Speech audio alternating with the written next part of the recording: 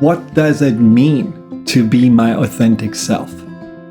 I was actually facing exactly this question the other day, where I had a company review my Instagram feed. And one of the comments was that I need to be more authentic and charismatic.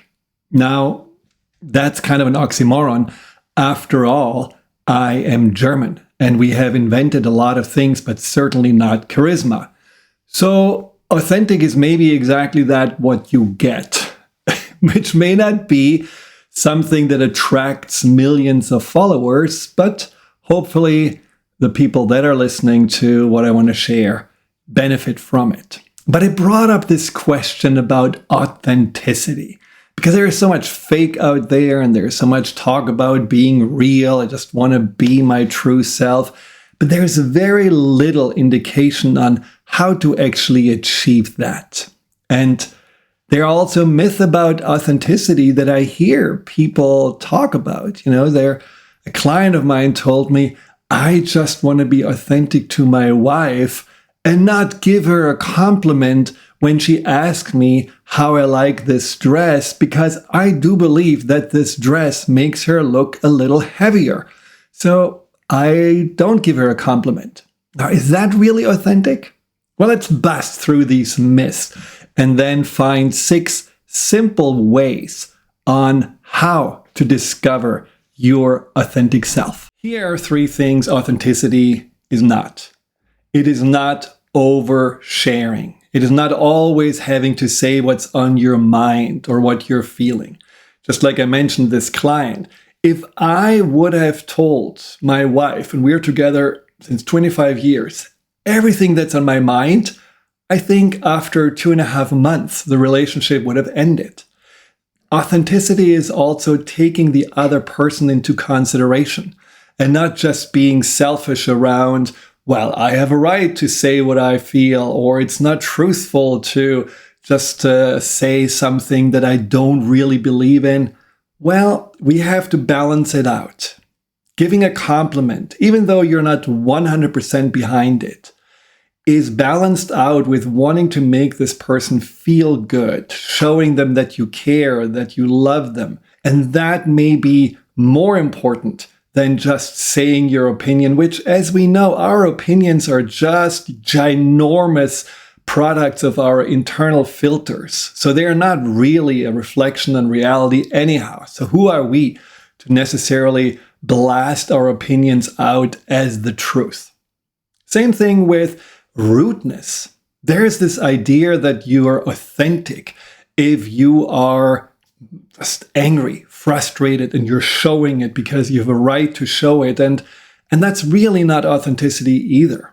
Because when we are authentic, we are much more also concerned about other people's feelings. We are thinking about what do they feel when we are expressing our displeasure. So think about authenticity also as something balancing between you and your needs and other people, and then share what you need, not with a tone that creates more conflict and aggression, but with a tone that other can actually understand what is really going on. And authenticity doesn't also mean to be stubborn. Once you have an opinion, once you found the truth, once you know, I got it figured out, you don't necessarily have to insist on it and believe that everyone from your soapbox needs to listen to it. No, it can also be very authentic to be open-minded, to be flexible, to consider other people's point of view, and then really continuously, organically grow and change and evolve how you see the world and how you see yourself. So authenticity is a work in progress. It is not something that once you found it, you're just going to hold on to it for dear life. No, it's more something that once you found your authentic self, it's almost like a garden. Then you want to attend to it. You want to grow things in it. You want to enjoy it, expand it, invite others into it, and sounds all wonderful, right? So now we know what authenticity is not. It's not being stubborn. It's not blasting out your opinion at everyone. It's not being just bluntly honest and at times rude or mean. It's much more delicate and also much more valuable than that. Now, the big question is, how do you discover your authenticity? What do you need to do to take those steps towards it? Now, I believe authenticity is more like a puzzle. So you're picking different pieces, like in a puzzle, you start in the corners and on the edges, and then you work your way in. And so authenticity is using the things that you know about yourself or others know about you, and then putting them all together until eventually they feel right, until you feel like, okay, now I sense what it means for me to be my true self. And there are 6 steps to get there. Here they are. First of all, discover your core values, which basically is the subconscious owner's manual that says this is really important to you. This is what has meaning to you. It comes from a mixture of our self, how we were born, whether this is something that we just got into, we brought with us, or something that we developed eventually as we were observing the world. And it's certainly also coming from imprints from the outside. Now, for example, one of my core values is respect all life. Now, I wasn't always really living up to this core value. First of all, I ate a lot of meat, again, German. And second of all, when I did see people being, just careless about killing an ant or sucking a spider into the vacuum cleaner, I didn't really say anything. Now that changed because I realized the less I'm living in that core value, respect all animals, the more it stresses me out, the more I feel kind of powerless, and the more I do something about it. The more I feel aligned, I feel, also passionate about it. And that is something that tells me, well, this is a core value of mine. Maybe one of your core values is family, but you have been putting so much emphasis and time and energy into work and career that you feel anxious and stressed and you don't feel connected to your family and there is a void inside of you. And then wow, I'm not living really up to my core values. And so I need to define what is really important to me. And there is a little exercise I can send you if you want to send me simply an email at hello@drfriedman.com. I'm going to send you this core value exercise to get more clarity on those values, but knowing them and then acting in alignment with them. You don't have to do all core values. If you have 20 core values that you're aware of, the first 6 are the ones that really are important to pay attention to and to really integrate into your life. But if you not do this, you will always feel as if you're a little bit next to yourself. If you do it, there is a calmness and a sense of pride that you do you. And that is really, really powerful about core values. Another way to discover your authenticity is to tune into your feelings. See, feelings are such a strong messenger from that deeper part of our mind, the subconscious mind. And authenticity is not an intellectual construct because that's where we are taking on a personality, a role. We are playing something we think we have to do in order to be liked. That's not authentic.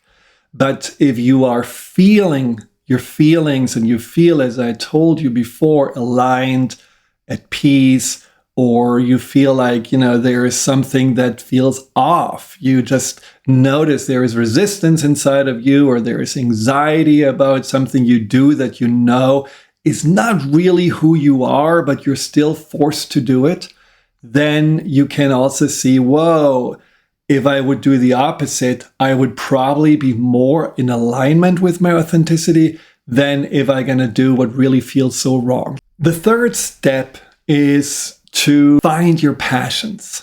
Now, that is, again, a big topic. and, not something that I can necessarily all address in a short amount of time. But I think you know what I mean with feeling passionate about something. As I mentioned before, I'm all for nature and animals. Now, a client of mine really felt kind of in a slump, and she was looking for something that she could really get excited about. And all of a sudden, there was this feeling of, wow, I am of a family of Holocaust survivors, but I know so little about my lineage. I know so little about what happened to all of them. So she decided to learn genealogy and learn how to do those things, to connect to people that were dispersed all over the world and find out how they are related. And so she developed a system and followed that system. And for several years, she was so into it and she was so excited. It was like a journey into the past, a journey bringing this family together. And it gave her a lot of satisfaction, so much that she actually helped others to also find some relatives that didn't even know that they existed in other parts of the world. And so that is a passion that she had developed. Well, if you think about it, a passion doesn't have to be work. It can be a hobby. It can be something that whenever you take steps towards it, you feel not only alive, you feel yourself. And when you know one passion and you're showing up with that energy of aliveness, and all of you is just like aligned like these little metal filings in a magnet, where you're just feeling like there's no resistance, there's only flow, there's only me coming out, pouring out. You experience yourself in a way that is maybe new to you. And you find that, whoa, I'm actually so much more powerful than I thought I am. I can express myself so much better than I allowed myself to. I am so much taller because in that environment where I'm passionate, I actually expand to my full size. And that you don't have to leave just in the context of whatever you do to be and feel passion, but it's something that then helps you also in other aspects of your life, just to show up as you.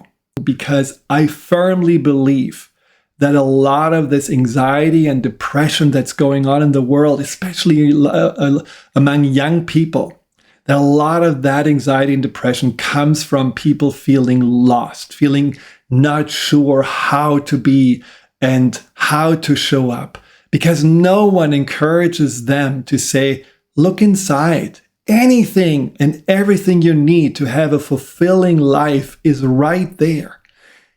We are told, buy this, take this course, be like that, then you will be happy. And that is unfortunately a huge distraction. There's so much noise that the best way we can do is also just to cut it off and spend some time with yourself, because you can only feel happy and fulfilled if you are really connected to your truth. And your truth may be not what other people expect, not what gives you the greatest approval, not what, gives you the followers that you want.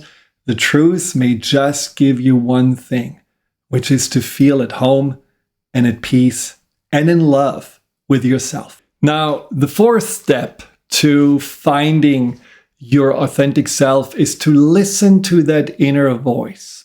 It's different than listening to your emotions. That inner voice is, it's like an inner guide. It's like, some wisdom that we all carry around that just knows better than our intellect self. And it pushes us.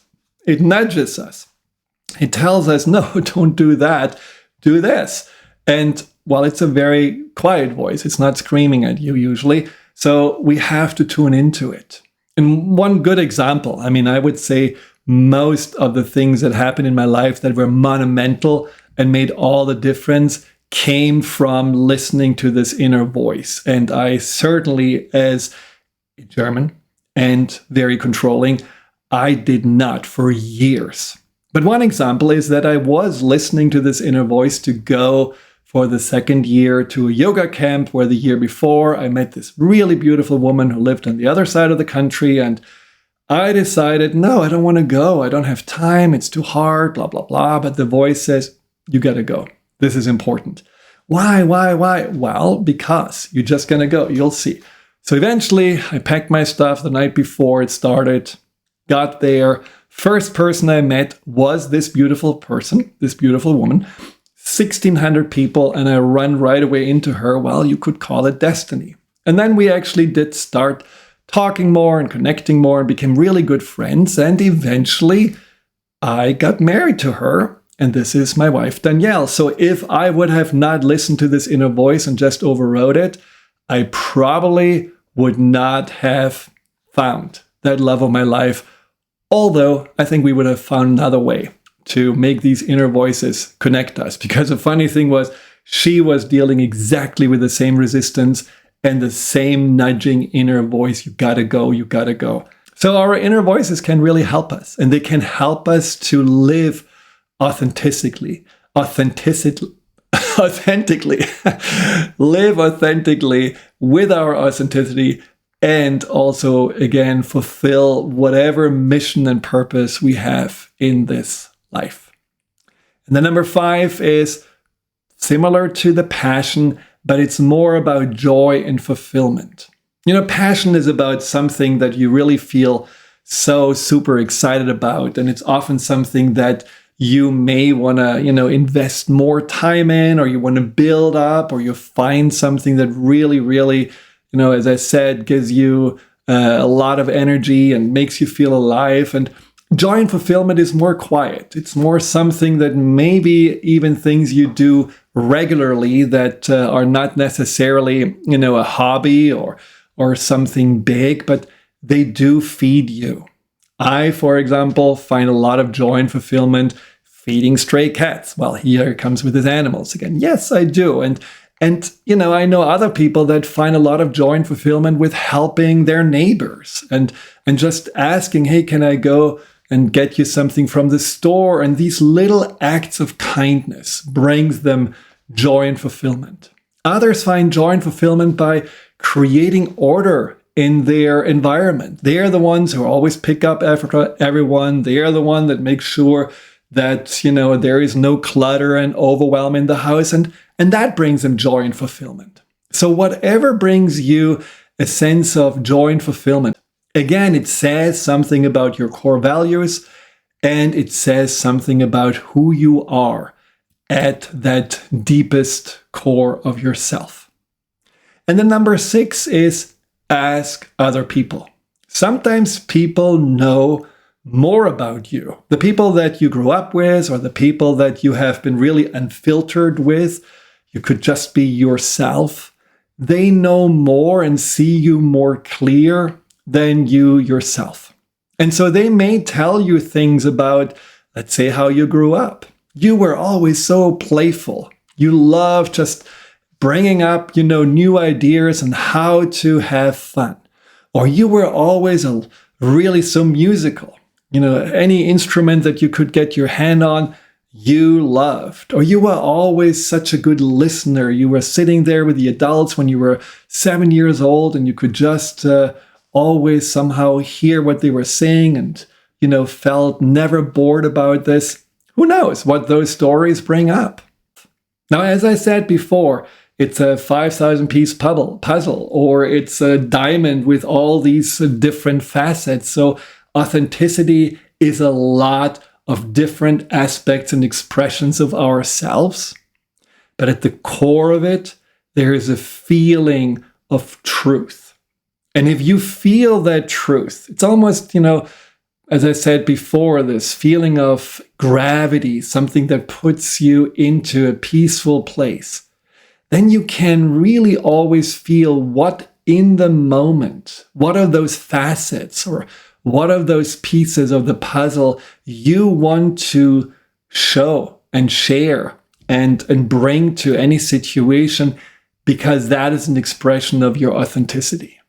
And you do it because it feels right. You do it because it feels also right for those around you. And you do it without effort, without overthinking. It's natural and it feels in alignment. That doesn't mean that everyone always have to be okay with you when you're authentic, but you're not aiming for any conflict. You're not aiming for people to, oppose you. You're simply feeling calm inside, and you want people to understand you just as you want to understand them better. So looking for your authentic self is, in my opinion, our responsibility in this lifetime. Our responsibility in this lifetime is not to amass a lot of value and treasures. It's not, having a lot on our resume to show for. It's not reaching a lot of people in the world and feeling like, wow, look, I have been such a great influence. Often that is not really that most fulfilling, or it is not really the most authentic. Finding yourself, going inside and saying, this is me. And this is like this little seed I was born with, the seed of my truth. And I nurture it and I fertilize it and I water it and I let it grow into this most beautiful expression of myself. And that's what I want to share with others. That's where I see my purpose in.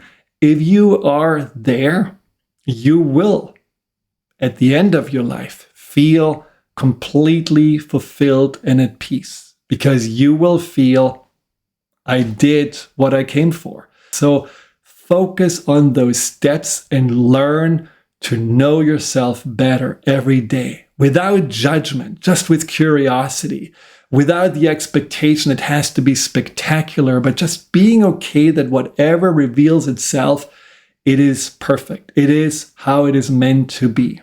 And you will always continue to grow and unfold, but discover that what feels like this is me and being at home with myself, and life will be so much more joyful, so much more adventurous, and at the same time, so much more peaceful.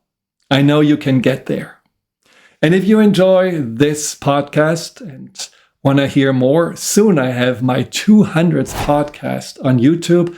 Sign up for it. And also, please, I love comments. I love questions. Write them in the comment section, because I always enjoy interacting with you. And you'll find on the channel so many other topics. But if there is a topic that specifically interests you, write it there. I'm happy to share all the insights that I have about it. Hi, Dr. Friedemann here. Thank you for tuning into my YouTube channel.